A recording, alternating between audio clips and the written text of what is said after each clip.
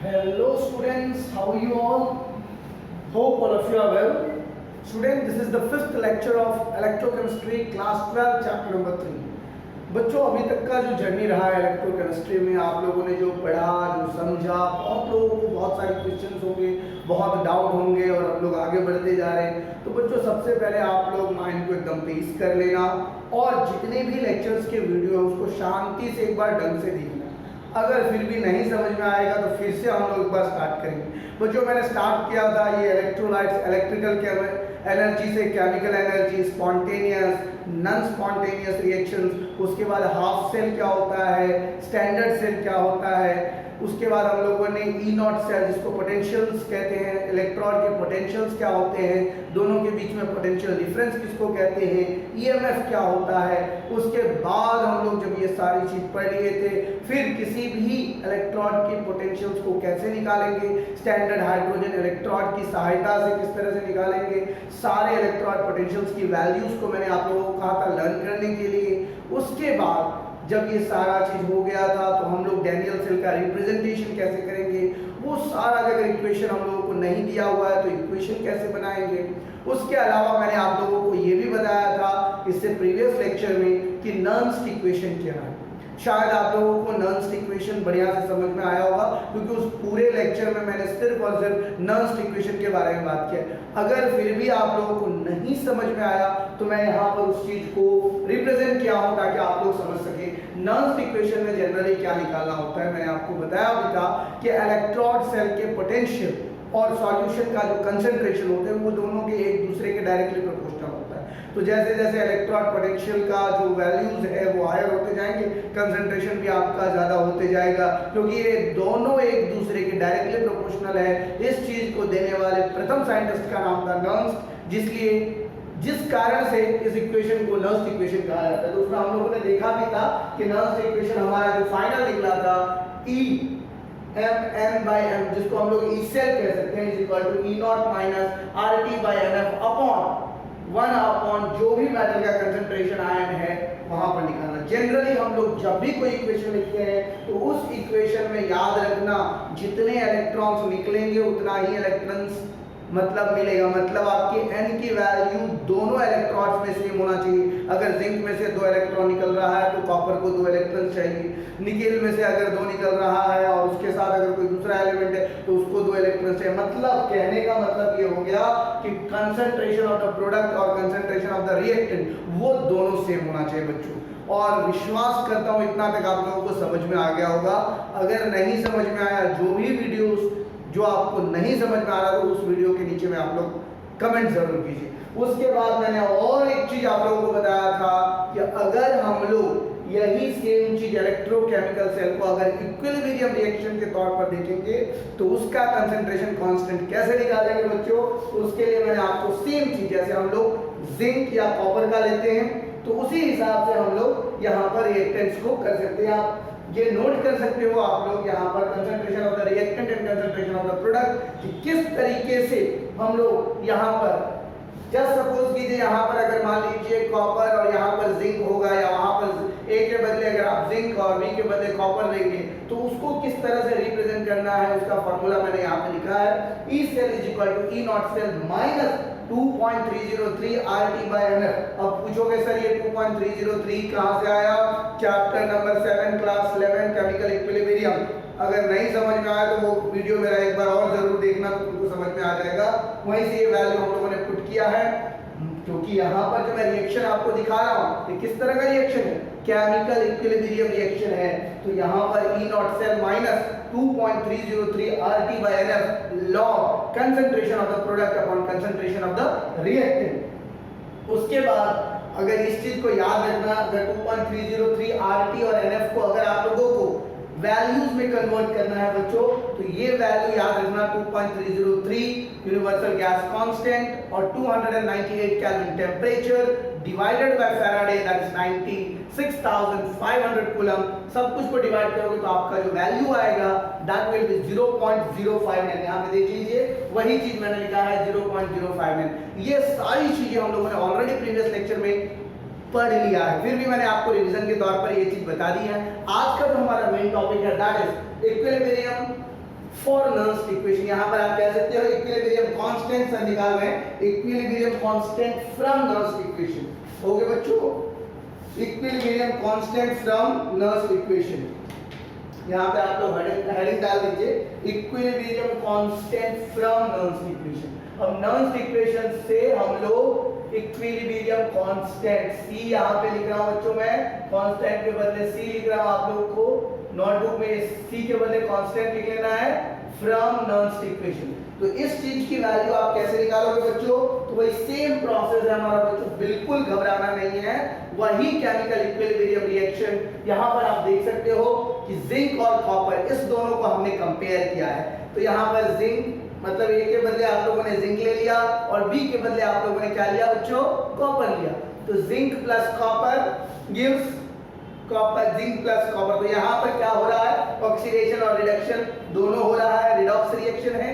Zinc का oxidation हो रहा है और कॉपर का रिडक्शन हो रहा है। अगर इस केमिकल इक्विलिब्रियम रिएक्शन में कंसंट्रेशन कांस्टेंट हमें निकालना होगा, Kc की वैल्यू निकालना होगा, तो concentration of the product upon concentration of reactant. तो यहाँ पर सिर्फ और सिर्फ एक्वस वाला जो कंसंट्रेशन जो ऑक्सीडाइज्ड हुए स्टेट है वही लिखना है आपको, Zn2+ का कंसंट्रेशन अपॉन copper2+ का कंसंट्रेशन, जो आपका कंसंट्रेशन कांस्टेंट की वैल्यू होगी। इसी वैल्यू को हम लोगों को नर्स्ट इक्वेशन में पुट करना है। E cell is equal to E naught cell minus 2.303 RT by NF log। अब यहाँ पर ये Kc मैंने डायरेक्टली डाल दिया है क्योंकि यहाँ पर इक्वेशन में हम लोगों ने ऑलरेडी इक्विलिब्रियम कांस्टेंट निकाल दिया है। जिस चीज की वैल्यू हमें निकालना है यही फाइंड करना है बच्चों, इक्विलिब्रियम कांस्टेंट। इसीलिए मैंने दिया है finding equilibrium constant from Nernst equation. तो यहाँ पर अगर आप जानते हैं कि अगर हमारा ये ई सेल की वैल्यू अगर 0 हो जाए तो यहाँ पर ये जो इक्वेशन है E cell is equal to E not cell minus 2.303 RT by NF log Kc। log Kc क्या है बच्चों? जिंक 2+ अपॉन Cu2+, जो कि मैंने यहाँ पे लिखा है ऑलरेडी। इसी चीज को मैंने यहाँ पे फिर से लिखा, E not cell is equal to 2.303। अगर मान लीजिए ये वैल्यू आपका 0 हो गया बच्चों, तो ये पूरा का पूरा वैल्यू पॉजिटिव हो जाएगा, इसको वहां पर रखने देंगे। तो E not cell is equal to 2.303 RT log Kc। अब हमको log Kc की वैल्यू निकालना है। उससे पहले मैंने आपको बताया 2.303 R, P और F ये सारे वैल्यू पुट अप करने पर जो फाइनल वैल्यू आता है that is 0.059 upon n log Kc। ये n क्या है बच्चों? Number of electrons. हमेशा याद रखना, जैसे जिंक के लिए हमने निकाला है तो यहाँ पर डायरेक्टली वैल्यू 2 हो जाएगा बच्चों, ये वर्ड याद रखना।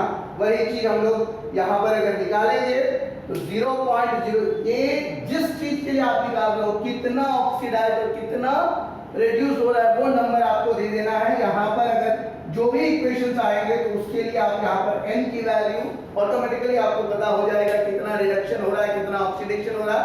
1 होगा तो 1 पुट करेंगे, नंबर ऑफ इलेक्ट्रॉन्स 2 होगा तो यहाँ पर 2 पुट करेंगे। तो E not cell is equal to 0.059 upon n log Kc। तो log Kc की वैल्यू क्या हो जाएगी बच्चों?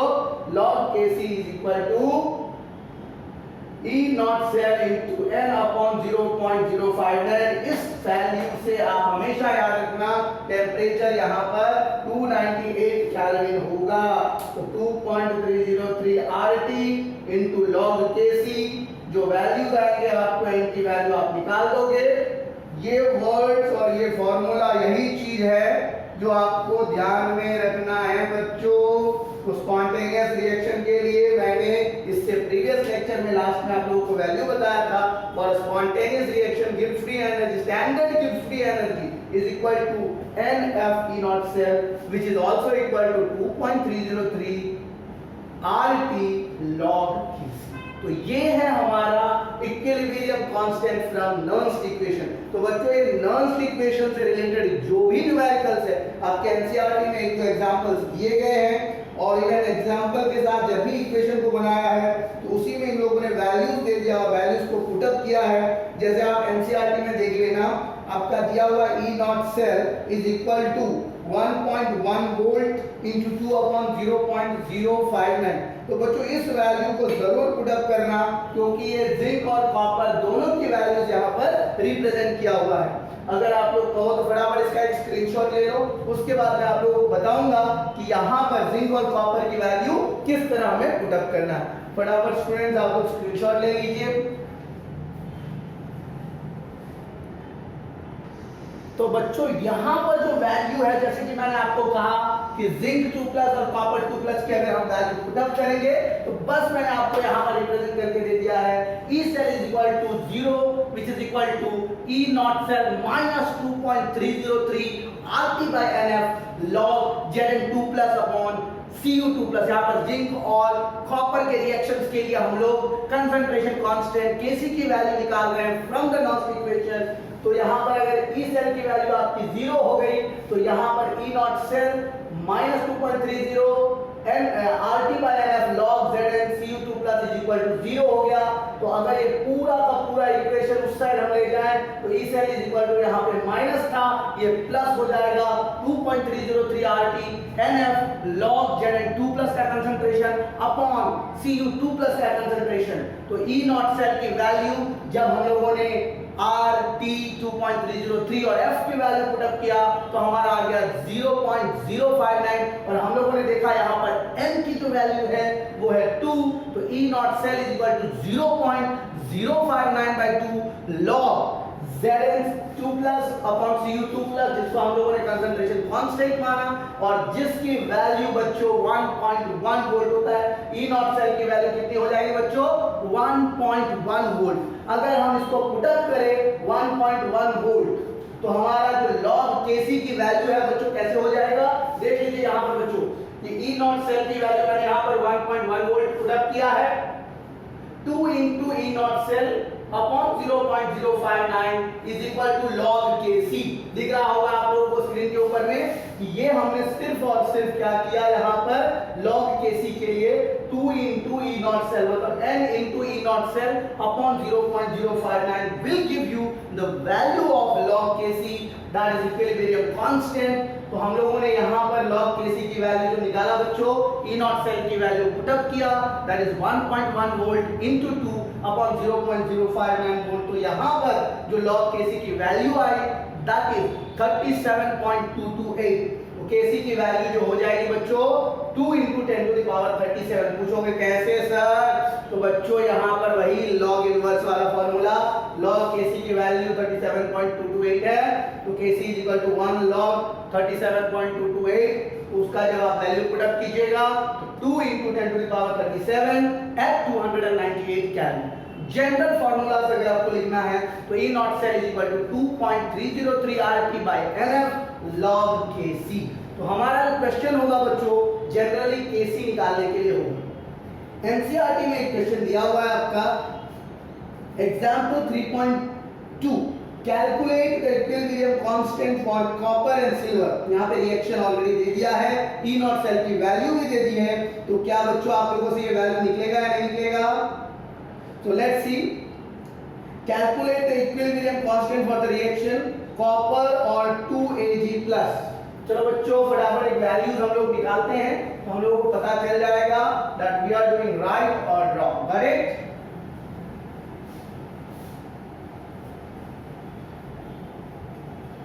तो बच्चों यहाँ पे जो क्वेश्चन है आपका एग्जाम्पल 3 जो है Cu2+ plus 2Ag gives you Ag2 plus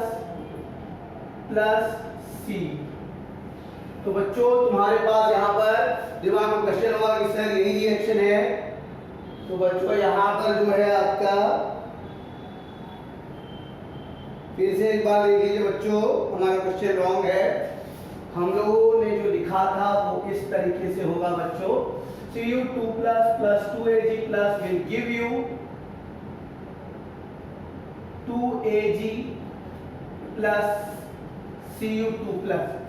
मतलब अगर आप Cu plus 2Ag+ होगा यहाँ पर ये सॉलिड होगा, ये एक्वस सॉल्यूशन में हो जाएगा बच्चों। जिस पर चार्ज नहीं है वो सॉलिड, जिस पे चार्ज है वो एक्वस। और यहाँ पर जो है आपका 2+ हो जाएगा, मतलब ये जो है आपका एक्वस हो गया और ये आपका सॉलिड। जहां पे सॉलिड लिखा उसका मतलब इलेक्ट्रॉन समझ लेना।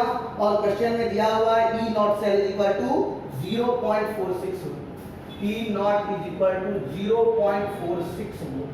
तो बच्चों हमारा जो इक्वेशन है, याद कीजिए हमने जस्ट इक्वेशन निकाला था यहाँ पर, Kc log Kc का जो वैल्यू है बच्चों कितना है हमारा, देख लीजिए आप लोग, E not cell is equal to 2.303 RT upon NF log Kc, यही निकालना है बच्चों हम लोगों को।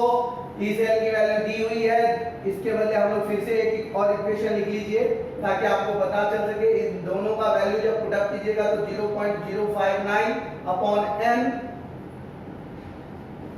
इनटू log Kc बराबर, यहाँ पर बच्चों n की वैल्यू कितनी है, 2 है, 0.46 volt is equal to 0.059 upon 2 into log Kc बराबर 0.46 v into 2 upon 0.059 is equal to log Kc।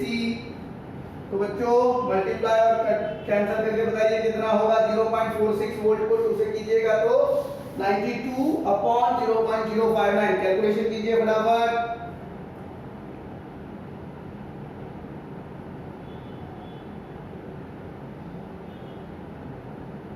तो ये जो आपका वैल्यू आएगा बच्चों 15.6 आएगा, कितना आएगा बच्चों 15.6।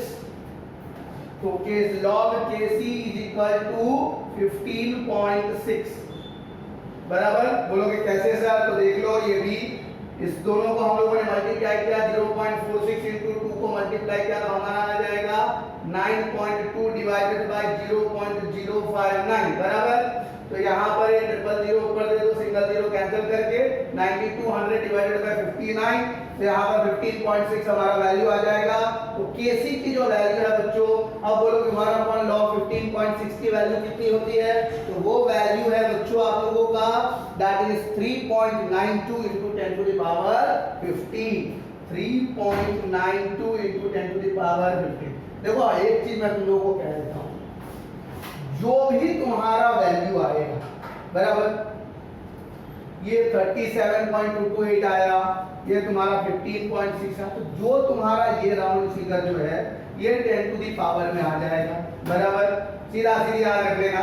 और बाकी जो है वो log Kc, जैसे कंसंट्रेशन कांस्टेंट निकालेंगे तो 1 अपॉन log 6, यहाँ पर 1 अपॉन log 2 का वैल्यू निकालना था, तो उस तरीके से अगर log का वैल्यू निकाल दोगे, जैसे यहाँ पे 1 अपॉन log 2 का 3.92 into 10 to the power 15 जो है ये वाला है, और बाकी ये 0.6 का 3.92 आया। तो इसी तरीके से आप लोग log का टेबल अगर जानते हैं तो इस तरह का कोई भी क्वेश्चन आप लोग इजीली सॉल्व कर सकते हैं।